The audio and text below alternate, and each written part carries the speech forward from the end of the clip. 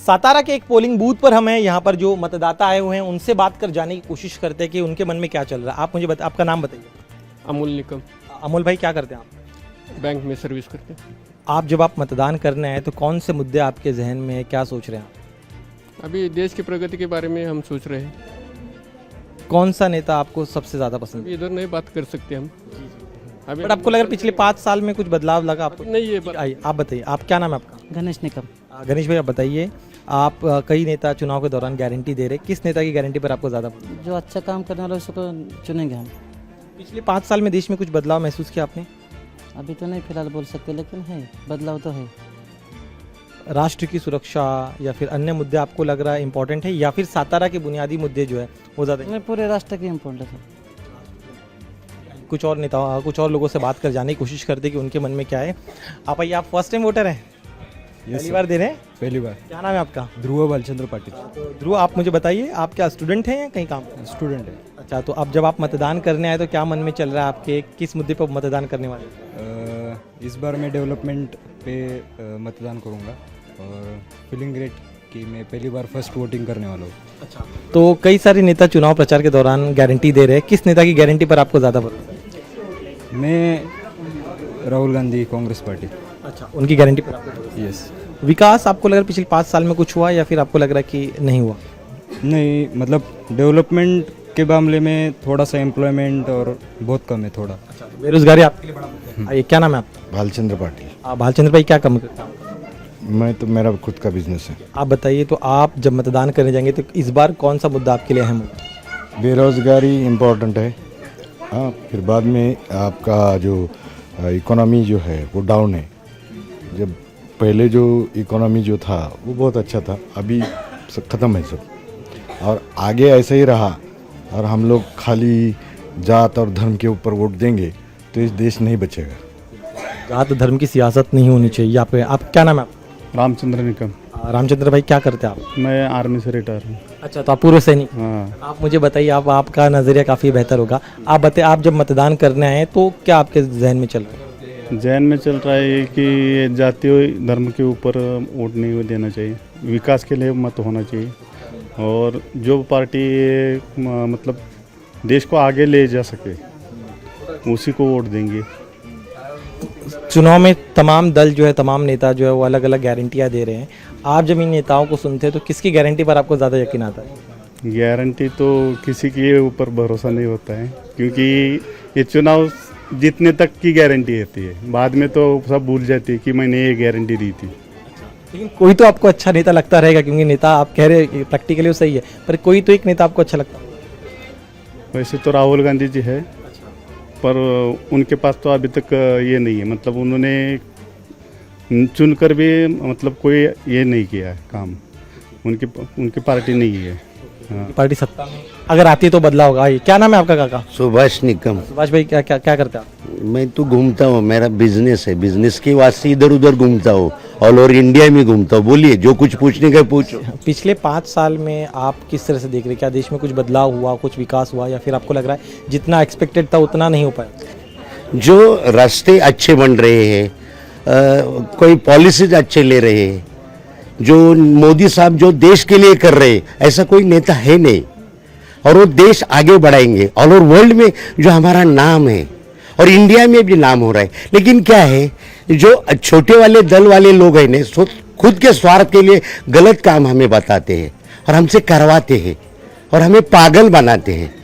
इसलिए मोदी साहब हमारे लिए अच्छा आदमी है, वो हमें आगे बढ़ाएगा। आप मतदान करने आए हैं, कौन से मुद्दे इस बार आपके लिए अहम है? बेरोजगारी, आर्थिक स्थिति अभी बहुत विकट है। मतलब ये 10 साल में ऐसा हो गया है, सब लोग बोलते हैं कि हिंदू खतरे में, देश खतरे में, औरत खतरे में। तो ये 56 इंच छाते वाले क्या कर रहे हैं? अगर 10 साल में यही बात हो रही है कि हिंदू खतरे में है, लेडीज़ खतरे में है, देश खतरे में, तो क्या हो रहा है क्या फिर? तो आप क्या चाहते हैं जो भी नेता चुनकर है वो क्या करे आपके? और कुछ तो करना मांगते हैं। क्या नाम है आपका? एडवोकेट सुरेश भंडारे। सुरेश भाई, क्या करते हैं आप? मैं वकील हूँ। प्रैक्टिस करें आप तो आप जब मतदान करना है तो कौन से मुद्दे आपके जहन में जिसके आधार पर इस बार आप मतदान करें? देखिए, आपने पहले तो 10 साल पहले पूछा, 10 साल में देश ने तरक्की की है, उसमें केवल पॉलिटिकल पार्टी का हाथ नहीं रहता है, उसमें हर एक सिटीजन का हाथ में रहता है। इसमें सबसे अहम भूमिका किसकी में रहती है? हर एक सिटीजन की रहती है। वो वोट कर रहा है, अपना चुनाव अपने जो उसको जो पसंद है पॉलिटिकल पार्टी का, उसको चुनाव के तौर पर उसके हाथ में सत्ता दे रहा है। अगर वो सत्ता वाले लोग जाति धर्म को लेकर राजनीति कर रहे हैं तो इसके खिलाफ हम लोग खड़े रहेंगे। और सबसे पहला हमको राइट प्रोवाइड कौन करता है? The constitution which is written by the B.R. Ambedkar. वो अगर उसको कोई हिलाने की बात कर रहा है, उसको अगर कोई चुनौती दे रहा है तो इम्प्लीमेंटेशन 1951 तभी से कॉन्स्टिट्यूशन हर एक को अपने आंसर दे रहा है, तभी से दे रहा है। और कॉन्स्टिट्यूशन के हिलाने की बात कर रहा है, कोई चेंजेस की बात कर रहा है तो उसके खिलाफ हम लोग उसको हम कभी सपोर्ट करेंगे नहीं, ना मैं ना ये पूरा हिंदुस्तान। राहुल गांधी भी लगातार इस मुद्दे को उठा रहे हैं। उनका कहना है कि अगर बीजेपी सत्ता में आती है तो आरक्षण को रद्द कर दिया जाएगा। आपको क्या लगता है कि राहुल गांधी सही कह रहे हैं या फिर अफवाह फैला रहे हैं? देखिए, सबसे पहला बात तो B.R. अम्बेडकर का एक स्टेटमेंट था, जो माइनॉरिटीज है, ना कि बुद्धिस्ट, ना कि मुस्लिम, ना कि ओबीसी समाज, उनको अगर माइनॉरिटी रहेंगे तो उनको माइनॉरिटी रहना अच्छा है, क्योंकि जो खुद को ऊपर वाला समझ रहे हैं वो हमेशा हमको सप्रेस करते आए हैं और वो सप्रेस करते ही रहेंगे। इसलिए जब तक कॉन्स्टिट्यूशन सलामत है हम लोग को अपना राइट को इम्प्लीमेंटेशन करना आसानी से जाएगा। तो राहुल की बात पर आपको भरोसा है? मैं क्या बोल रहा हूँ, I believe on the constitution, not any other political party. जान बचना चाहिए, ये आपके लिए अहम है। दादा, क्या नाम है आपका? आनंदराव निकम। क्या करते हैं आप? एक सर्विस में। अच्छा, आप एक्स सर्विसमैन हैं, तो आप मुझे बताइए पिछले 5 साल में आपने कितना बदलाव देखा है? आपको लग रहा है देश विकास के राह पर है या फिर अब भी और कुछ करना बाकी है? ऐसा जब से मोदी सरकार आए, चाइना की तरफ जाने के लिए रास्ता नहीं था। बीजेपी जब आ गया तब फर्स्ट रास्ता बन गया, तो अभी बहुत डेवलपमेंट कर दिया। उससे पहले कांग्रेस के टाइम पर रास्ते नामुमकिन जैसा था, फौज का गाड़ी चलने लायक नहीं थी। मोदी सरकार ने बहुत बदलाव कर दिया। हथियार हो गया, इक्विपमेंट हो गया, अम्युनिशन हो गया, न्यू इक्विपमेंट मोदी सरकार के ज़माने में आ गया। और खाने पीने के बारे में भी बहुत चेंजेस कर दिया इंडियन आर्मी। उससे पहले इतना नहीं था, कुछ बोलने लायक बहुत है, लेकिन ये इसका राजकारण ज़्यादा बनता है। हिसाब से बहुत कुछ बदलाव हुआ है नई सरकार आने के बाद सेना के स्तर पर। क्या नाम है आपका? नारायण मोहिते। क्या करते हैं आप? मैं एक सर्विसमैन हूँ। ठीक है, तो आप मुझे बताइए, जैसे ये अपने इनका नज़रिया रख रहे थे कि पिछले 10 साल में काफ़ी कुछ बदलाव हुआ, चाइना तक सड़क चली गई है। आप बताइए, जब आप मतदान करने जा रहे तब आप कौन से मुद्दे आपके जहन में? नहीं, उन्होंने तरक्की की है, देश को आगे लाने का बहुत सारे कोशिश किए हैं उन्होंने, और इसके आगे भी बता नहीं सकते, देश आगे ही और जाएगा। किस नेता की गारंटी पर आपको ज़्यादा भरोसा है? ये अभी बता नहीं सकते ना, अभी नहीं बता सकते, अभी वोटिंग होने के बाद में ही पता लग जाएगा ना। कांग्रेस पार्टी में ऐसा जो नेता नहीं है जो कि वर्ल्ड के अंदर घूम सके या वर्ल्ड को लेकर साथ में चल सके।